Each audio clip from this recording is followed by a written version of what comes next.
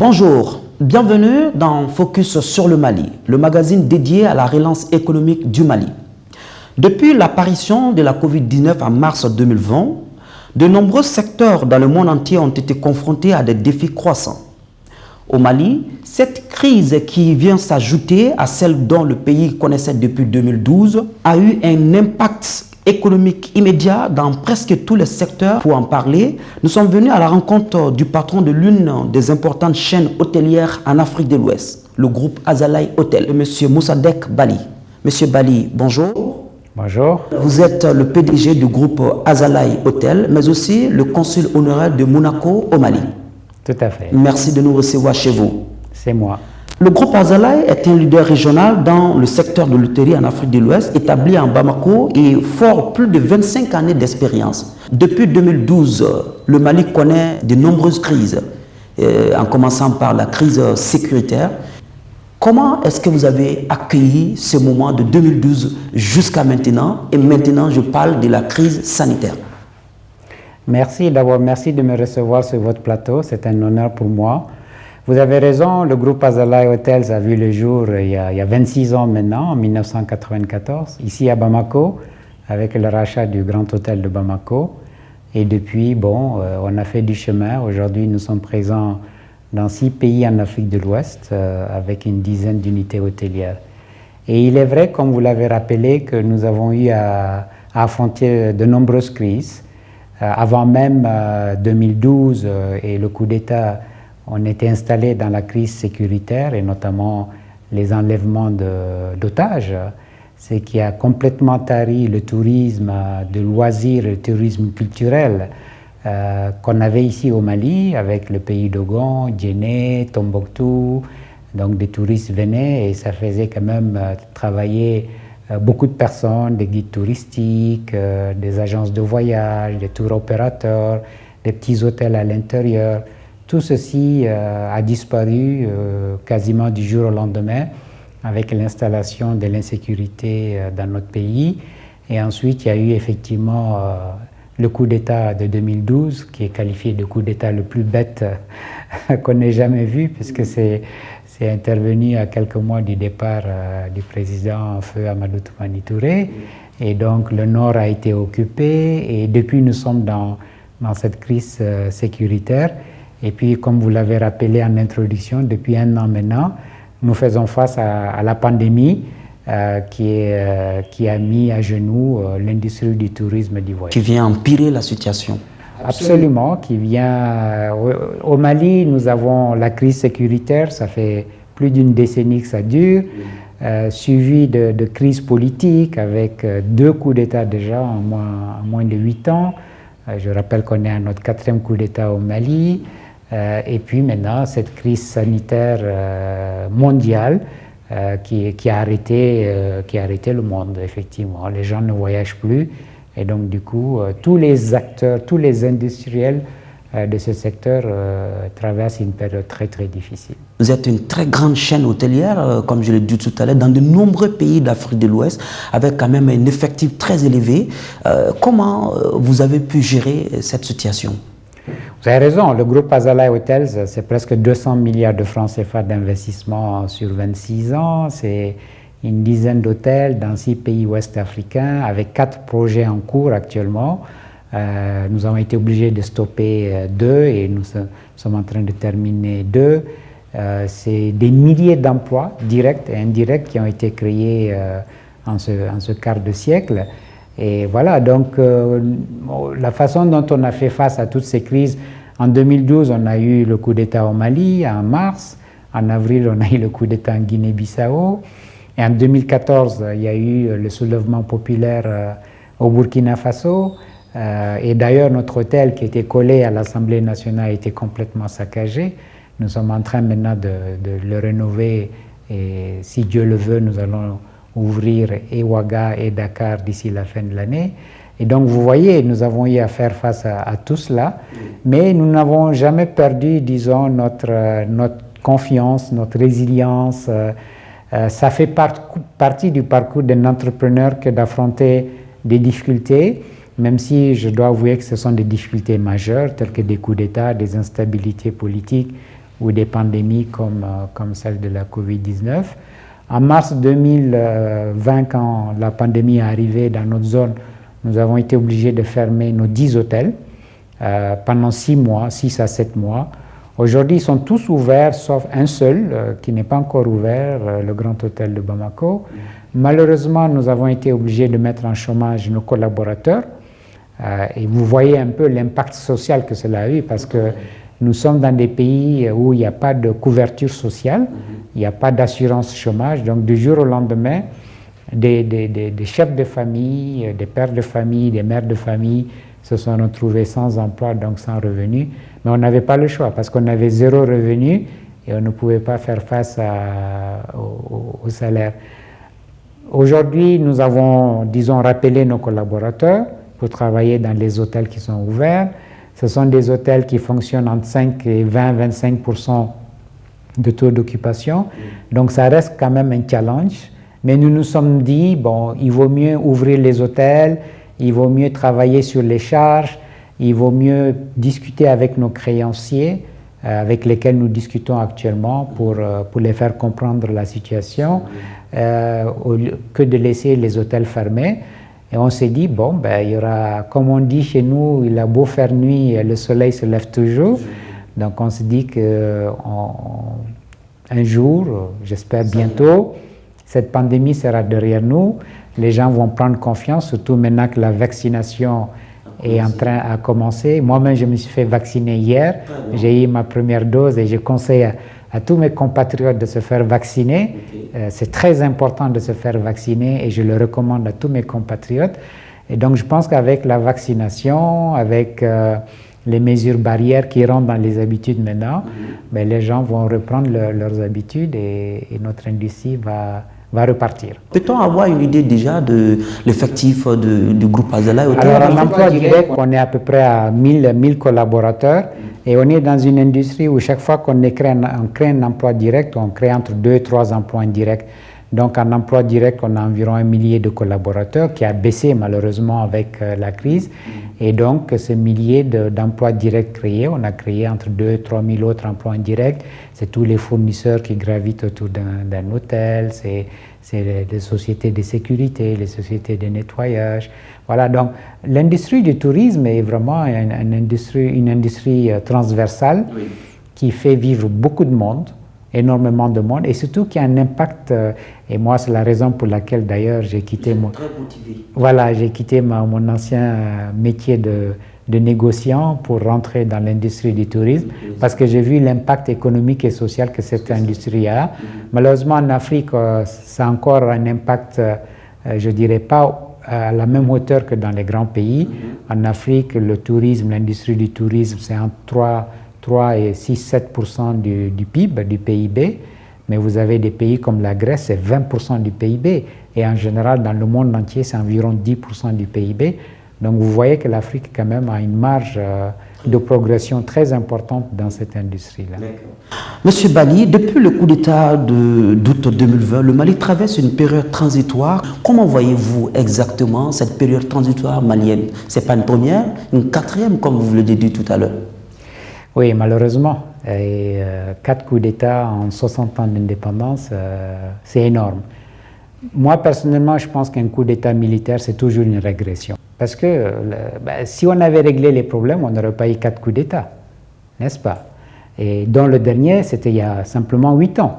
D'accord? Ça veut dire qu'on n'a pas profité de ces coups d'État pour résoudre les problèmes qui sont des problèmes structurels, des problèmes de gouvernance, des problèmes de valeurs, des problèmes de malianité tout court, de citoyenneté. Donc ce sont des problèmes profonds et on ne peut pas faire du plâtrage. Il faut s'asseoir pour réfléchir et les résoudre une fois pour toutes. Moi, je n'étais pas à Bamako quand il y a eu le coup d'État, j'étais à Dakar. Et lorsque j'ai appris le coup d'État, j'ai écouté le premier discours des colonels qui ont fait le coup d'État. Je me suis dit, j'étais optimiste, je me suis dit, voilà, on va profiter de ce coup d'État pour mettre tout à plat, pour voir qu'est-ce qui n'a pas fonctionné en 30 ans je ne dirais pas de démocratie, parce qu'on n'a pas eu réellement 30 ans de démocratie, on a eu plutôt des élections pluralistes. Mais en tout cas, qu'est-ce qui n'a pas fonctionné? Pourquoi est-ce que le Mali est tombé si bas? Pourquoi est-ce qu'on a affaire à tous ces challenges, sécurité, politique et tout ça? Et on va repartir de bon pied. Ça fait 6 mois déjà que cette transition dure. Pour l'instant, je n'ai rien vu.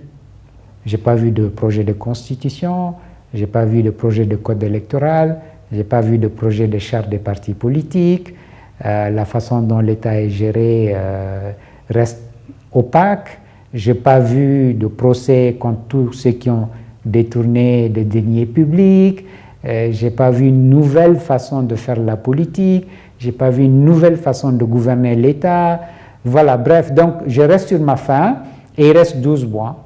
Et j'ai comme l'impression que nous allons encore faire du saupoudrage, du plâtrage sur une plaie que nous n'avons pas nettoyée. Vous savez, quand on était gosse, en jouant au football ou en faisant du vélo, vous vous blessez, on vous amène au dispensaire, on vous met d'abord de l'alcool. C'est pas agréable, c'est même très douloureux. Après, on vous met du mercurochrome.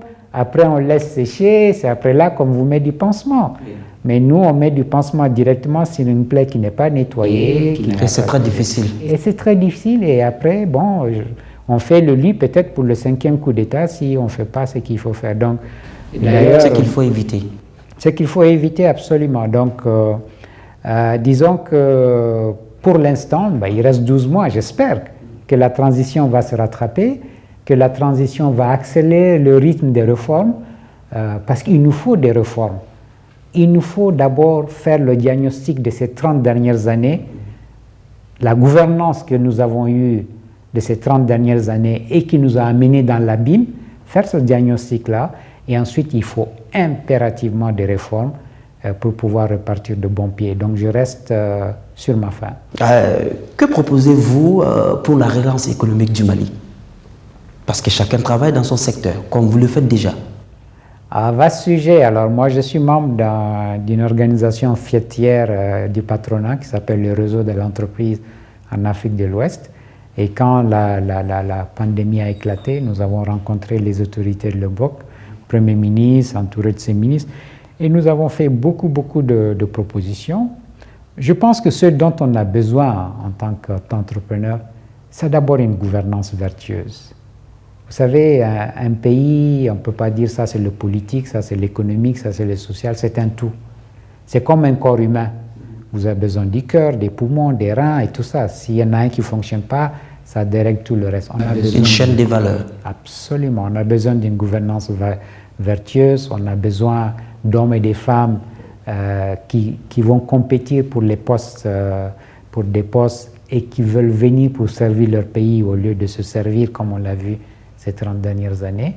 Lorsqu'il y a une gouvernance, lorsqu'il y a le règne de la loi et de l'ordre, comme disent les anglo-saxons, the rule of the law, vous savez, les gens, ils investissent parce qu'ils ont confiance en le pays, ils ont confiance en la gouvernance, ils ont confiance en la justice, et là, ils se mettent à investir. Donc, nous, en tant qu'entrepreneurs, ce dont on a besoin, ce que nous voudrions voir, c'est une nouvelle façon de faire de la politique, c'est une nouvelle façon de gérer l'État, c'est une nouvelle façon de gérer les deniers publics. C'est une chasse, mais absolument implacable contre l'impunité, parce que c'est l'impunité qui amène la corruption, qui est aujourd'hui, malheureusement... crée énormément de problèmes et que ça rend la population très nerveuse et ça pousse à des insurrections dont on a... Mais bien sûr, vous savez, tout ce qui se passe dans notre pays, en réalité, c'est une révolte des populations contre l'État central. Exactement. Parce que la gestion n'est pas bonne. Et la gestion n'est pas bonne, parce qu'un État, c'est quoi? C'est un État, c'est un instrument mis en place par des populations pour se diriger. C'est ça un État. Exactement. On est 20 millions, on choisit quelques personnes parmi nous, quelques milliers de personnes, on les met dans une structure qui s'appelle l'État, qui est notre propriété, que nous finançons avec nos impôts, et on leur dit, faites en sorte que nos enfants aillent à l'école, faites en sorte que quand on est malade, nous ayons des hôpitaux, faites en sorte que personne ne vienne nous attaquer, donc que nos frontières soient gardées, faites en sorte qu'on aille et qu'on vienne tranquillement sans se faire braquer. Les tâches sont bien définies. Voilà, ce sont les fonctions régaliennes d'un État. C'est ça qu'il n'y a plus dans ce pays. Et c'est pour cela que nous voyons ces rébellions, nous voyons tous ces groupes terroristes. Donc nous, en tant qu'entrepreneurs, ce dont on a besoin, et pour relancer l'économie, une fois qu'on a réglé le problème de la gouvernance, ben, c'est de faire de vastes réformes. Il faut combattre la corruption. Parce que le niveau de corruption au Mali est simplement inacceptable. C'est vraiment un cancer. Malgré la création du bureau vérificateur général. Le bureau du vérificateur général est là depuis des années, mais la courbe de la corruption est comme ça. Ça ne servit à rien du tout. Il faut une volonté politique pour lutter contre la corruption. Il faut que déjà, ceux qui sont à la tête de l'État donnent l'exemple. Vous ne pouvez pas dire à un fonctionnaire ne vole pas alors que vous-même, l'homme politique ou la femme politique, vous volez. C'est simplement pas possible. Comme on dit chez nous, ben, on suit toujours les leaders. Hein. Oui. Donc, il nous faut combattre la corruption, il nous faut une justice impartiale, il nous faut une fiscalité plus juste. Au Mali, ce n'est pas la pression fiscale qui est élevée, elle est même moins élevée que dans certains pays, c'est qu'elle n'est pas juste, elle n'est pas équitable, elle n'est pas bien répartie. Vous avez une infime partie des opérateurs économiques qui sont dans le secteur formel, qui payent la quasi-totalité des impôts. Et vous avez quasiment 90% de l'économie qui est dans l'informel, qui ne paye pas des impôts. Donc il faut qu'on combatte cela. Il nous faut des ressources humaines de qualité. Il faut de la formation, mais en grande masse. Moi, j'ai le privilège de l'âge, j'ai connu l'école publique malienne d'excellente qualité. D'ailleurs, quand je suis allé poursuivre mes études, je n'ai eu aucun problème. À l'époque.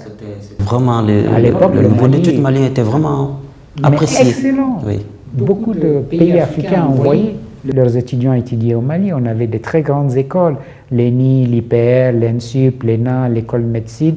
On avait un excellent système éducatif qui est complètement par terre, après 30 ans d'élections pluralistes, qui est complètement par terre. Donc, il nous faut réinvestir massivement dans l'éducation. Moi, je pense que les 9 premières années doivent être obligatoires, gratuites. Voilà. Chaque enfant malien doit aller à l'école jusqu'à l'âge de 16 ans, dans une école publique, si c'est son souhait.